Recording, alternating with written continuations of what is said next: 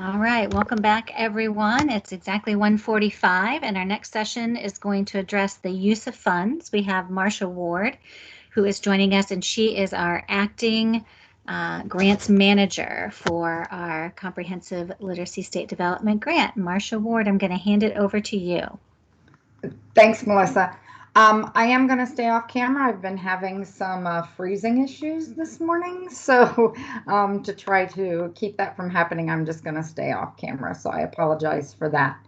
As Melissa said, I am the acting grants manager, so my job today is to cover use of funds, budgets, and some other things with you. First thing I want to talk about, if I can get the slide to move.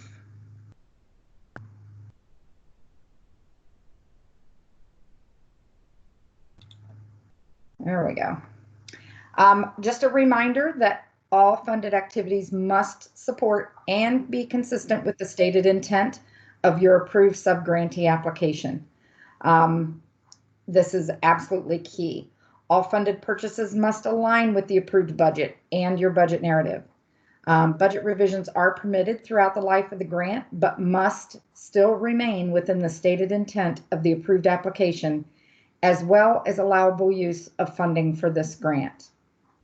One thing of note is that the U.S. Department of Education was much more prescriptive regarding funding with this grant, and as such, there will be a closer review of subgrantee budgets and spending throughout the life of your grant. And in addition to the standard requirement that funded activities must support and be consistent with the stated intent of the approved subgrantee application, you must be able to show how you are addressing all of the activities on the U.S. Department of Education's list that we will be reviewing here in a few moments. Before I get too deep into it, I also just wanted to address very quickly at least one of the questions that had come through before. While the CCIP is not being used for monitoring, it will be used for funds disbursement, and many of the same requirements and things that you follow with anything else in the CCIP for other grants, you will be following for this grant. So back to activities. It is very clear that all use of funds for birth through kindergarten must be used for the following items.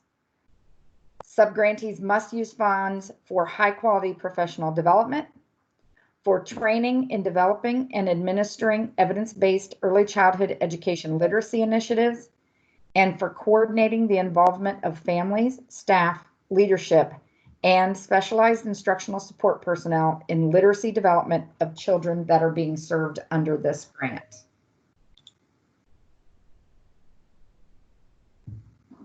For the kindergarten through grade 5 grade band, the U.S. Department of Ed provided a list of items for which the funds must be used, as well as a list of items for which the funds may be used. And those two distinctions are very important.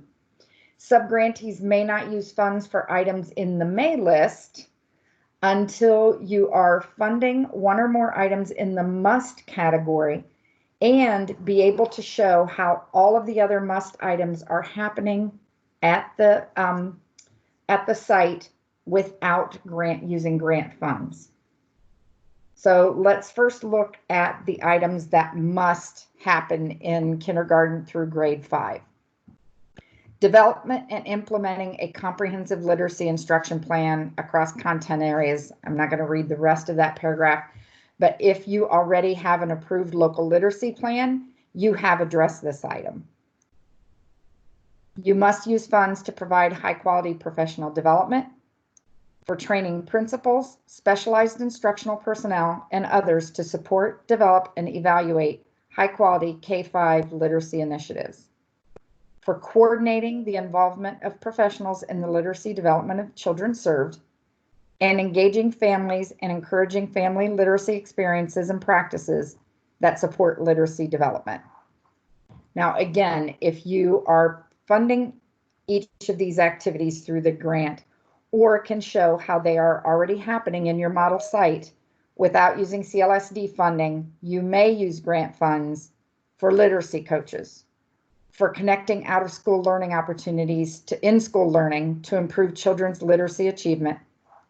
You may use funds for training families and caregivers to support the improvement of adolescent literacy. You may use funds to provide for a multi-tier system of supports for literacy services, for forming a school literacy leadership team, or providing time for teachers and other literacy staff as appropriate to meet to plan comprehensive literacy instruction.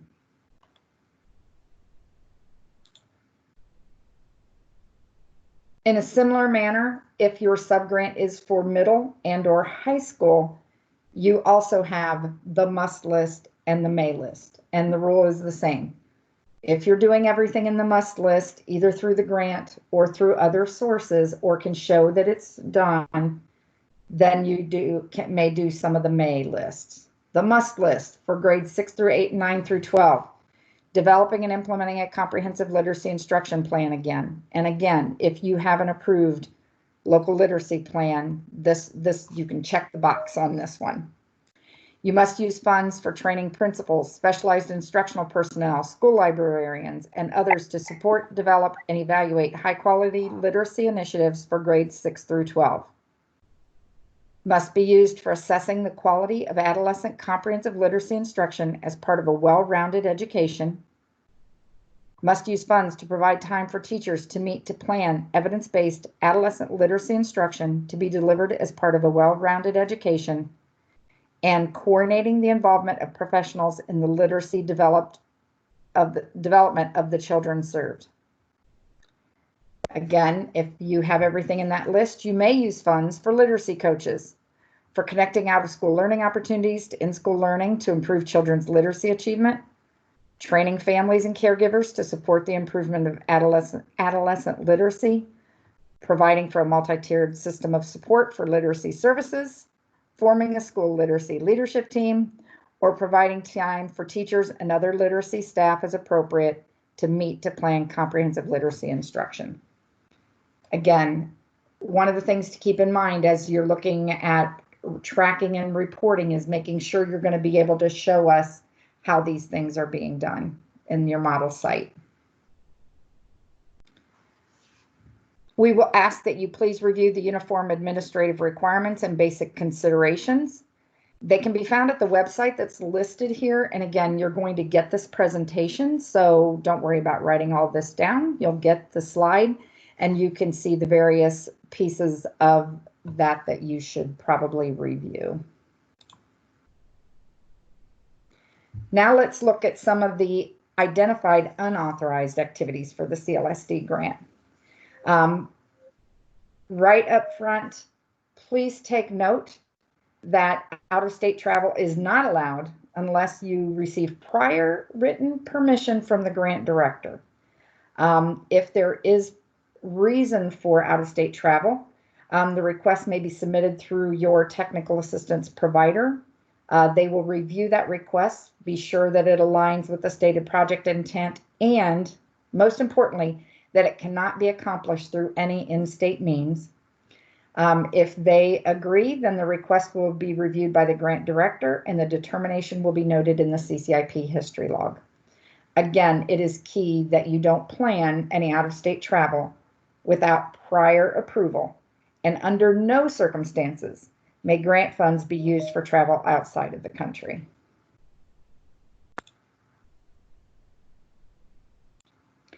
Grant funding may not be used for capital expenses, such as acquisition, renovation, or enhancement of a facility, technology leases, elevators, water main valves, permanent fixture of equipment and furniture, including installation of playground and/or fitness equipment. If it's attached, it's permanent. You may not purchase a vehicle. No golf carts, no cars, no trucks, no buses. If it's got wheels, you may not purchase it with these grant dollars. You may not use funds for construction and any related construction activities such as architectural renderings and engineering activities.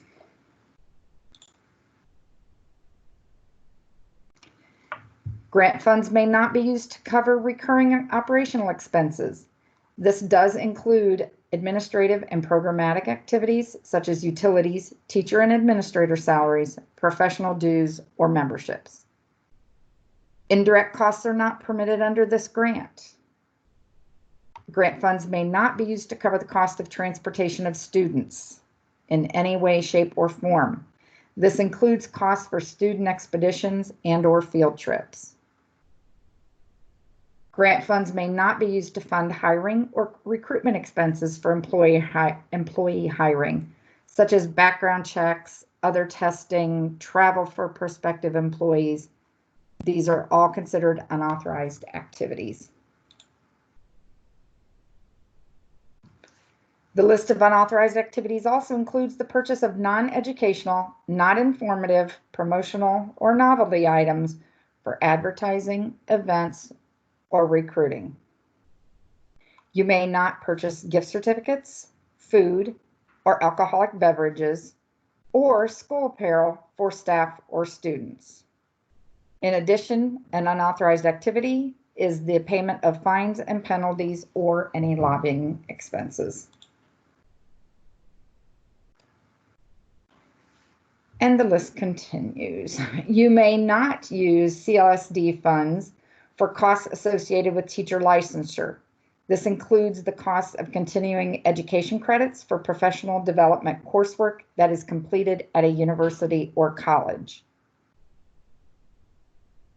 And in case we missed anything from the list, you may not use comprehensive literacy state development grant funds for any expenditures that are not allowable, allocable, or reasonable as defined in the non-regulatory guidance handbook and the uniform guidance. In general, if you have any questions, your first stop should always be federal guidance, as well as the list of must and may expenditures that we have covered and that appeared in the RFA. And a good resource is your technical assistance provider. I'm going to take a break for questions. Again, I can't see them, so my literacy friends are going to have to help me out there.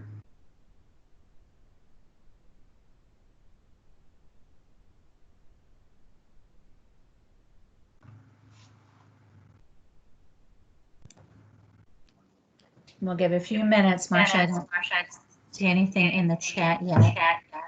Okay.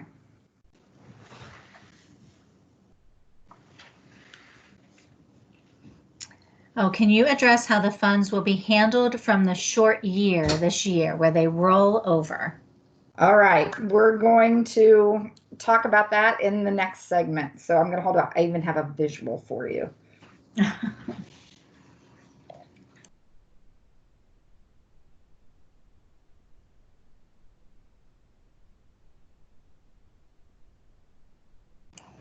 Marcia, is the purchase of technology devices allowed? You mentioned tech leases are not allowed. That's always a very touchy one, right? I know that's a very common purchase that people want to make. I think we really need to look at them and how they fit into the idea of the model site and how they specifically support the stated intent of the grant. So I think that is something that you would need to work with your TA provider to have a discussion regarding any sort of technology purchases. They are not outright unauthorized. It's just really have to look at what they're for.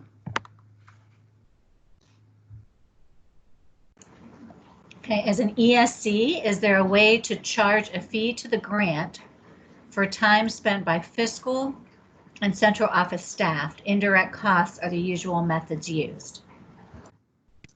Well, and that is the usual method for anybody, whether it's an ESC or a school district or anything else. If you are contracting for services and there are hours that you can attribute, any salary expenses must be tracked by however they're paid. So if it's an hourly fee or so forth. but there's no standard just taking a percent as an indirect cost with this grant. And Marcia, when you're talking about allowable and unallowable expenses, does it cover endorsements such as TESOL?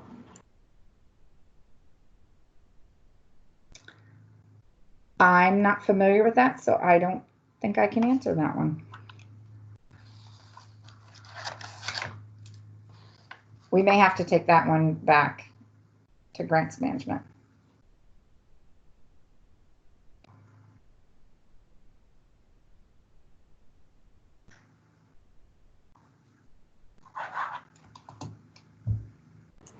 Yeah.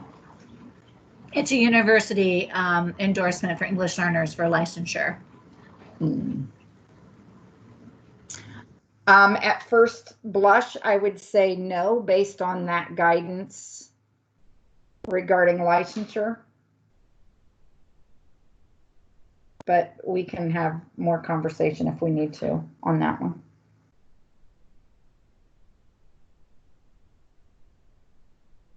Yeah, and I think what we can do too is we'll take all the questions from the chats. I think they'll be saved, right, Beth Hess, and we'll make sure we have those out and answers for everybody too.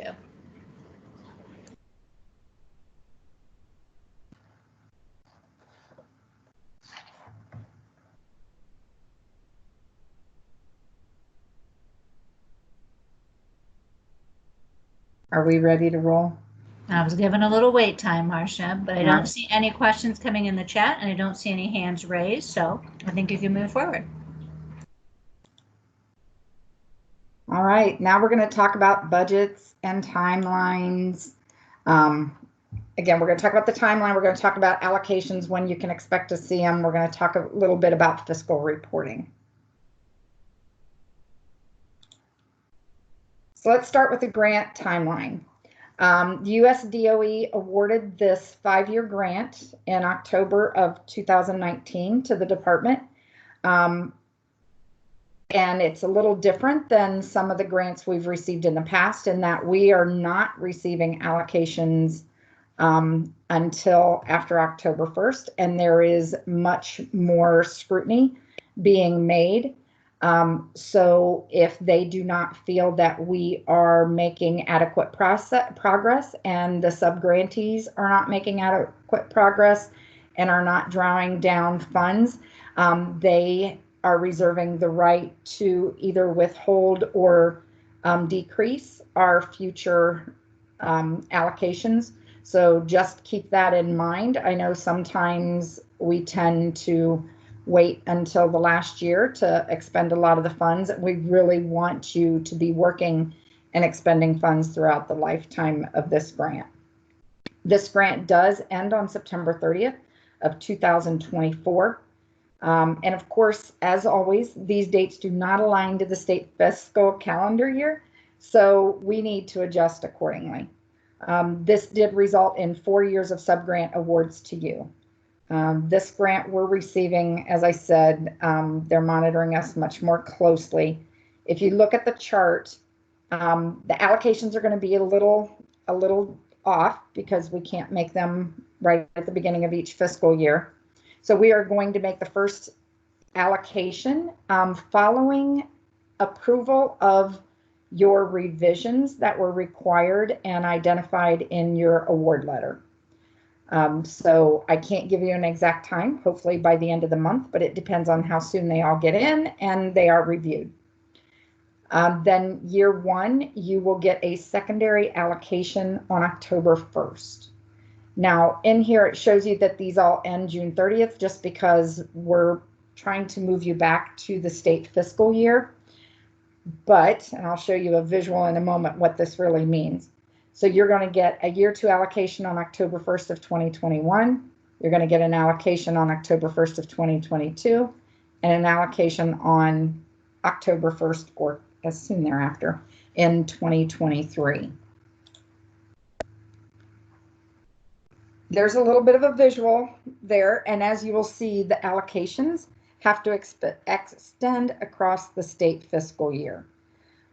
So the only funds you're going to have available from July 1st to when the new allocations are made or if you have carryover.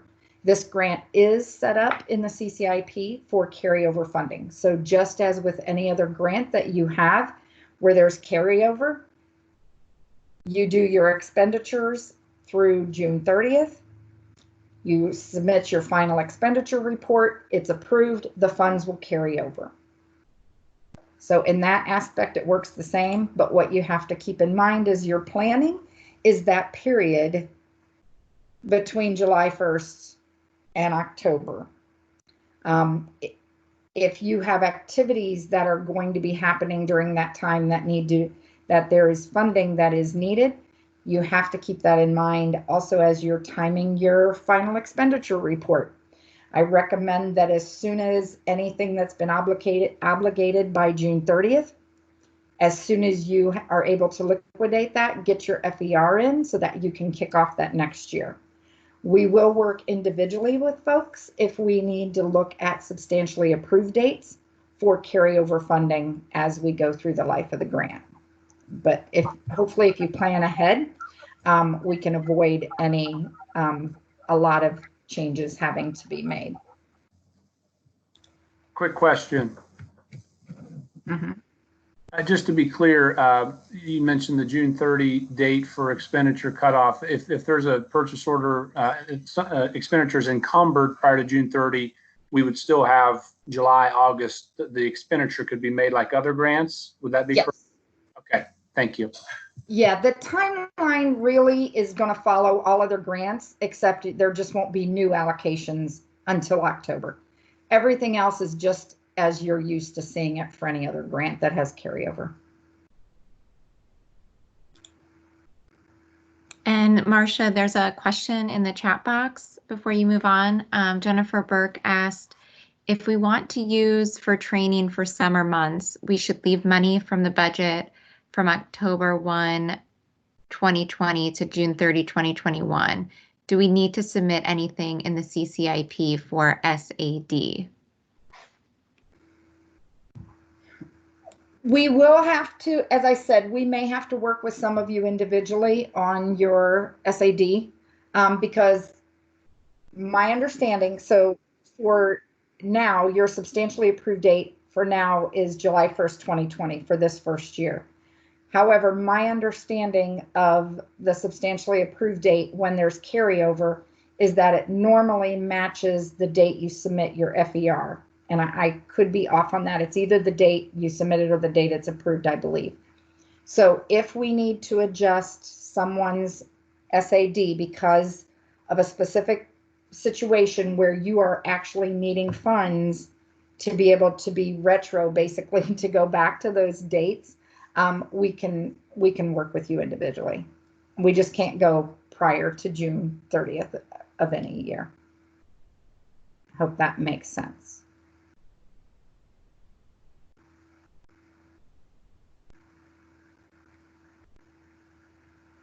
All right, I'm going to assume that it did. There's one more question. Ryan asked, this slide has obligated by June 1st, 2021. Is that a typo? Usually the obligated by date is June 30, 2020. Sorry. Yes, that was a typo. I apologize for that. I had July 1st probably in my head and put, yes. It's June. Thank you, Ryan, for noticing that. I will go ahead and change it actually right now so that it's fixed for when we send this out to you all. Okay. CLSD Subgrant Awards were officially made on August 28th. And that is your official award date. However, your substantially approved date for this grant, we're utilizing what's in the CCIP, which should indicate July 1st. Everyone I checked does show July 1st. And what does that mean? That means that no expenditures or obligations made prior to July 1st of 2020 may be reimbursed. And as this grant was set up in the CCIP as a 2021 grant, as we talked a little bit already, your first final expenditure report or FER will be due on September 30th, 2021 and liquidated prior to September 30th, 2021.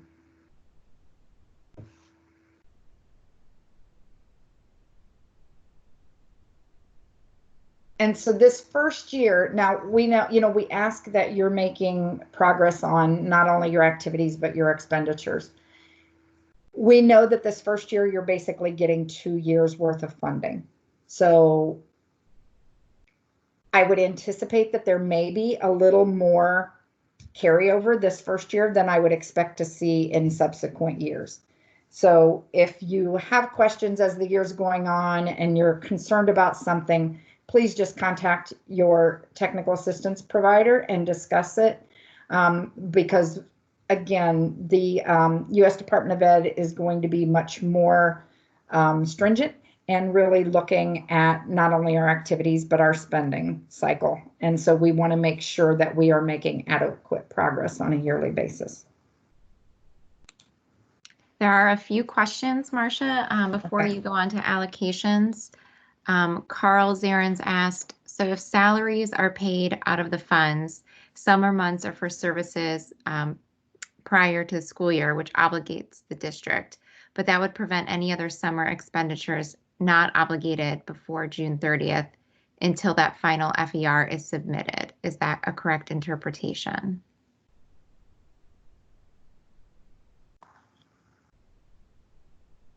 That is my understanding, and that's where we would work with you and go back and change your substantially approved date if needed.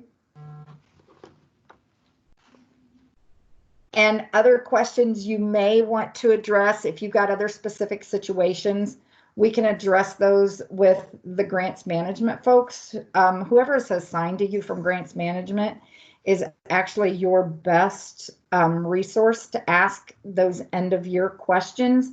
But if you have questions, feel free to submit them to the comprehensive literacy email inbox, and we'll get specific details. But we will move those substantially approved dates as we need to under, if circumstances are provided to us and we can review them. Thanks, Marcia. And there is a second question coming in. Will year one initial and year one secondary be considered one? For example, we are purchasing a license agreement that will run August to June 2021. Is it permissible for this all to come out of the year one initial funding? If you have enough year one initial funding available to you, because we can't give you an allocation until October. So you would have to be able to cover that.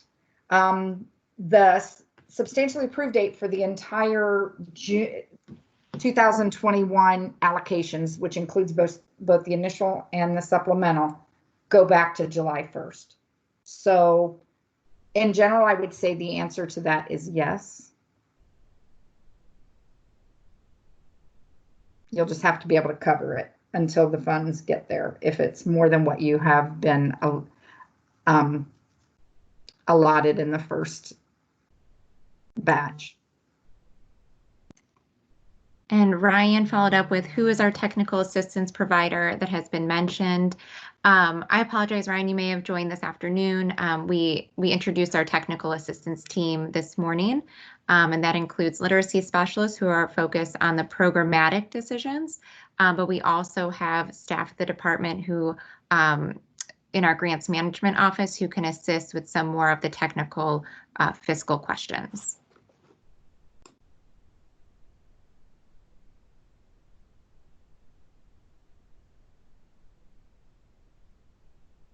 And I think when you go into the CCIP, I believe you guys are able to see who your person is in grants management. If not, we'd be happy to look that up and let you know who it is.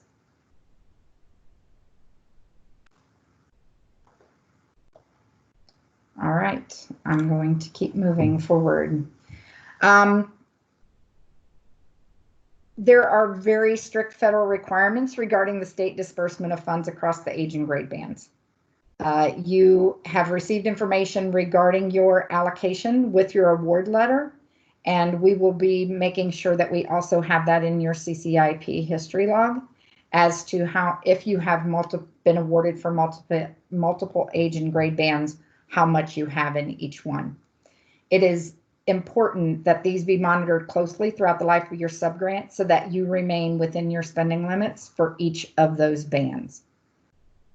And while the funding must be within those allocations through the life of the grant, you are not required to maintain proportional spending within each individual award year.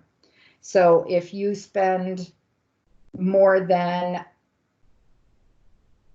like if it's overall, if it's 33% of your money is in birth through age 5 and the 67% is in grades K through 5, you don't have to keep that percent on an annual basis.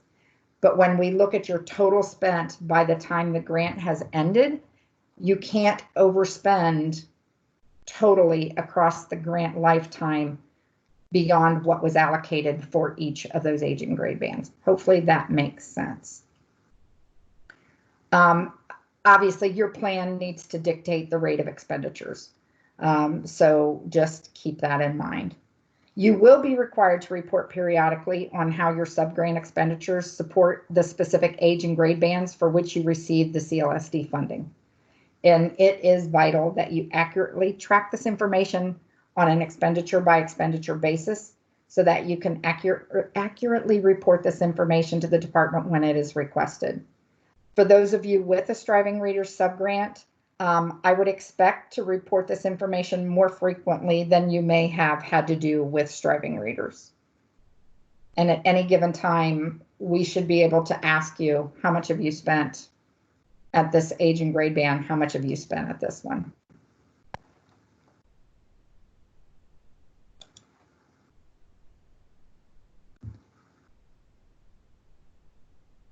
How you track it that's totally up to you, whether you want to put some special cost codes in. I know there was a question about the USAS code that came in during the last presentations. All of that information, all your USAS, the coding that we are requiring will be in the CCIP history log and in your award letter once that all comes out through the CCIP. Beyond that, you need to set it up within your own accounting system so that you can report accurately. The fiscal processes for the CLSD grant are similar to those of any other grant that you receive through the department. The CLSD is a reimbursement grant, so you must include proof of each expenditure with your project cash request or PCR. While every expenditure may not be reviewed at the time of submission, because there are some systematic things that happen in the CCIP, both the Department Grants Management Office and the Literacy Program Office will be randomly checking submissions for documentation adequacy. In addition, as I said earlier, this is part of the monitoring protocol as well. While you are not required to indicate the age and grade band associated with each expenditure when you're submitting your PCR, again, it is important that you track that information. A final expenditure report, or FER, is required at the end of each state fiscal year. And as we mentioned, the first FER will be due on September 30th, 2021. A final expenditure report is required before carryover subgrant funds can be made available to you. And carryover allocations are made following receipt and approval of the FER. And then that will be followed by the New Year's allocation, which will be made on or near October 1st for years 2, 3, and 4 funding. And as I mentioned earlier, you may request a budget revision whenever you feel it is necessary throughout the life of the grant. The budgets in the CCIP, however, should reflect the funds available during the current state fiscal year. So what that means is that you're going to, once you get your award, you're going to have to enter your budget into the system. And by the time we are able to get that in there, you should be able to upload your approved revisions that were originally emailed to the CLSD inbox. You should be able to, at that point, upload those into the CCIP when you do your budget revision. And then on October, when you get your new allocation, you're going to have to enter a new budget revision in order to add those funds in. And basically every year you're going to be looking at doing a budget revision in October when you get the new allocations.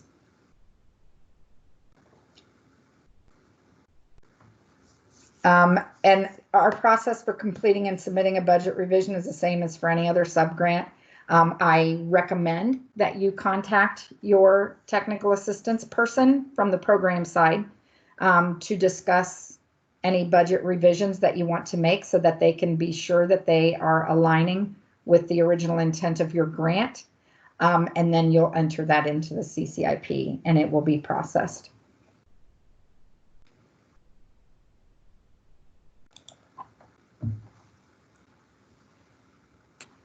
Marcia, there's a few questions coming in. Okay. So Jennifer Burke asked, will we receive negative points on the matrix for on-site audit if several revisions are made?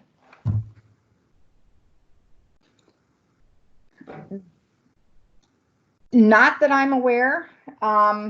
If that is a practice with other grants, it's something we can discuss with our folks. I will look into that and we will make sure that that question gets out, because we know you're going to have to do at least one revision every year when you get your October allocations. So we will verify that. And Debbie Kretz asked, please clarify, how soon is cash available through a PCR? That is first cash for FY21. So it's our plans. So once we get August 14th is the deadline for everyone to have their revisions in on paper into the email box. As soon as we get those reviewed and approved, what we're going to be doing is marking in the CCIP, we have to do the approvals, and then you'll have to go in and do the revision and upload your approved documents. So it's, in a way, it's dependent upon how quickly you guys get all of your information in. We're going to turn this around as quickly as we can. The goal would be that by the first part of September, you're able to actually submit a PCR.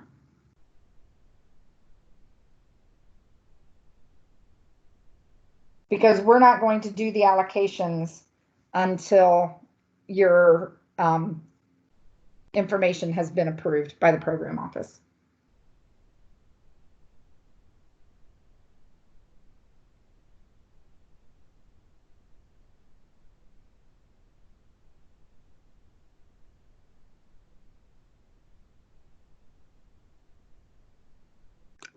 Okay, another question has come in that from Megan Atkinson saying, are we still permitted to begin spending money while we are waiting on these adjustments and approvals? Yes, you are, because your substantially approved date is July 1st of 2020.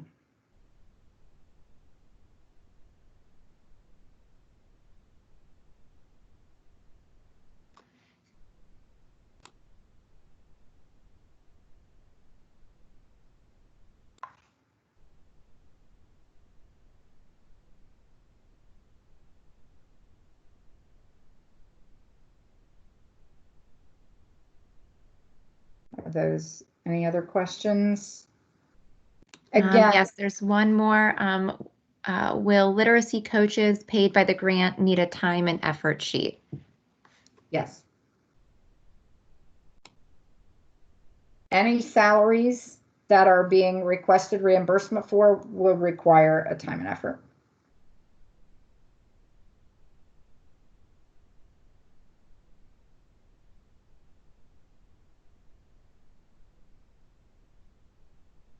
And the questions don't need to end today, obviously. Any other questions you have after today can be submitted to the inbox, and we prefer that they come through there rather than individually to me or to other members of the literacy team, so that we can make sure that we're all answering them and that everyone on our literacy team sees those responses so that they know how to answer future questions as well. And it looks like we have a few hands. I think I'm seeing hands with William and Todd Johnson. William, do you want to ask your question first?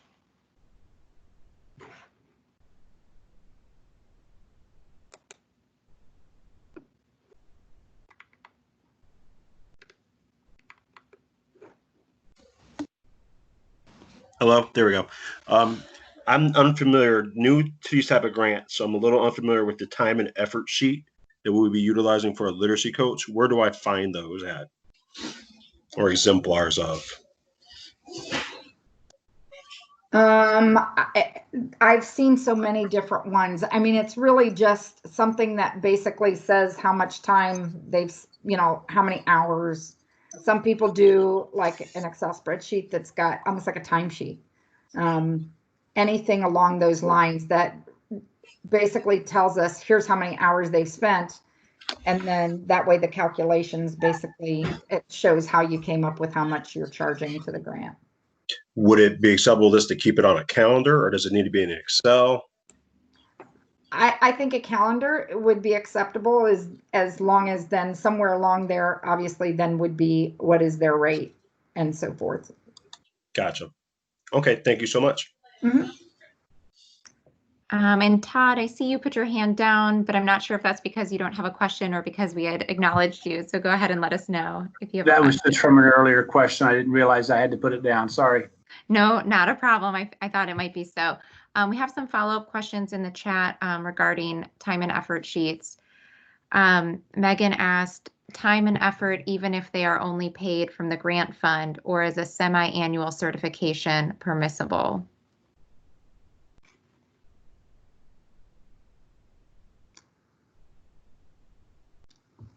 My understanding, and I would recommend that you reach out to the grants management person that you get assigned to. My understanding is we always need to see how many hours are being charged and that they actually worked those hours. Not that it's a straight, you're just basing it on 40 hours a week and just assuming, if that makes sense. Thanks. And Ava followed up as well, and she said that there is a sample in the CCIP document library if folks are looking for a sample. Thank you. And another question around time and effort from Carl is, what exactly is required for time and effort documentation if they are 100% allocated to the grant's grade band and 100% devoted to the grant? And that's, Carl, where a semi-annual certification might be something to look into. But like Marcia said, definitely to ask your grants management consultant.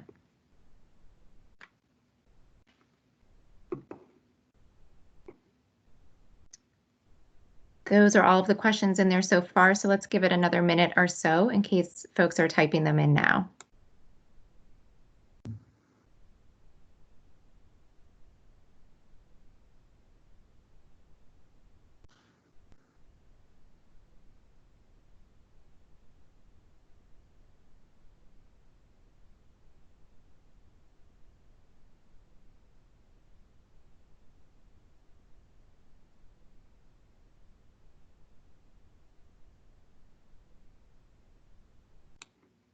Okay, it doesn't look like there's any more questions at this time. Marcia, if you want to move forward. All right. So now we're going to talk about award continuation. Subgrant fiscal activity will be monitored by both the ODE Grants Management Office and the Literacy Program Team, as I've mentioned. In addition to action that may be taken regarding unallowed expenses or other fiscal mismanagement, there are additional factors that could affect your continued funding. Number one, subgrant funding may be discontinued if you fail to meet the responsibilities and duties outlined in the assurances that were signed as part of the subgrant application process. Some subgrantees did not pass the technical review of the local literacy plan. The requirement defined in the request for application was to obtain at least 60% on all 5 sections as outlined in the scoring rubric. You know if you did not because those were on your award letter. For those that did not meet the threshold, A revised plan that meets the criteria must be submitted by September 30th, 2020. Year 2 funds will not be allocated to any subgrantee who has not met the local literacy plan quality threshold, regardless of the completion of an FER. This could result in a delay in receiving your Year 1 secondary allocation. Sorry, I should have said it's our Year 2. It's Year 1 supplemental or secondary allocation. If an adequately revised plan is not received by September 30th, the subgrant award may be suspended or revoked. So if you had something in your award letter that said your literacy plan needed updated, please get those in as soon as possible. Also, failure to submit a final expenditure report by September 30th may also result in suspension or revocation of a CLSD subgrant award on an annual basis. Now, you don't have to do one this year by September 30th because your grant is just starting. So your first one again is due September 30th, 2021, as far as your final expenditure report. I heard a ding. Was that a question? No. All right. As part of the monitoring activities, you will be required to regularly identify the age and grade band of use of subgrant funds. If there is concern or it is found that a subgrantee has overspent in a specified age and grade band, you may be placed on a corrective action plan and funds may be suspended until the situation is resolved. Again, we're going to be looking at age and grade bands across the life of the grant. However, if you've expended all the money under one of your age and grade bands in Year 1, we may want to review that because then are the activities happening in the remaining years. Failure to participate in monitoring activities, including the submission of reports, surveys, and other requested information, may result in a subgrantee being placed on a corrective action plan and could result in suspension or revocation of award funding. If during monitoring it is found that you do not meet quality and/or operational criteria, the subgrant award may be suspended until the situation is resolved. Such action could result in a revocation of the subgrant award if that is deemed appropriate. The department will be providing technical assistance to all subgrantees throughout the life of the grant life cycle in an attempt to avoid the need for any adverse action. So if you ever have questions or you ever want to talk to anybody about anything that's going on, please reach out through your technical assistance provider and they'll get it to the right person and we can discuss anything that's going on within your grant.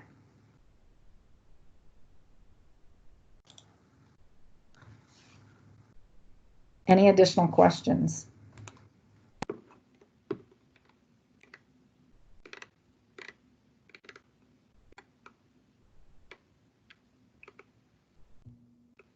Marcia, it looks like Catherine has her hand raised. Okay. Yes, sorry, my name's Catherine. And my question is, for Year 1, let me get a drink of water real quick. I apologize. For Year 1 for the initial and then Year 1 for the secondary, are we keeping them as separate pots of money, like for the cost center? Because I know from Year 1 to Year 2, we change our cost center, but I was just not sure how that money was being handled. You don't need to. We're not going to be requesting reporting from you on how much of Year 1 funds were used versus how much of Year 1 supplemental versus how much of Year 2 versus 3. We're going to be looking across the life of the grant. But the age and grade bands is where the key to keeping things separate is. But the year by year does not matter as much to us as, except the dates of the expenditures. Now, to within your own accounting system, that may matter, but to us, it does not between those first two allocations. All right, thank you so much. You're welcome.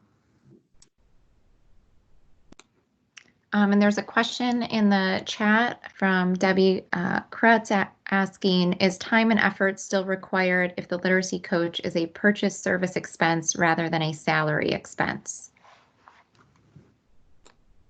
I would say it's whatever within your purchase service contract. If you are being billed by hour, then I would expect there to be an invoice showing how many hours. So it may not be the same type of reporting, but if there's a purchase services, that they must adhere obviously to your contract requirements.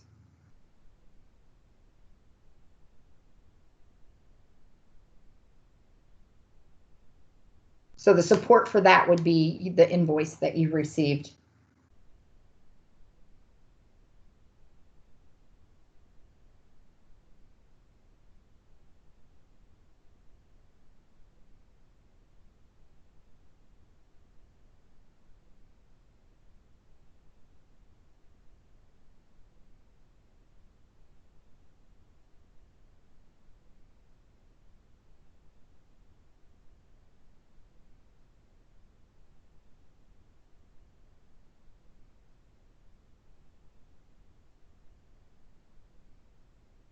All right, I guess if we have, is anything else coming through, Beth? If not, then I will move it on to, I think, Melissa with closing remarks. Yep, I'm not seeing any questions, but this really is kind of our last opportunity today to ask questions. So why don't we leave it open for another minute or so. If any questions have come up with your team for Marcia or for any of the other presenters today, now would be a great time to ask those before we begin our closing remarks.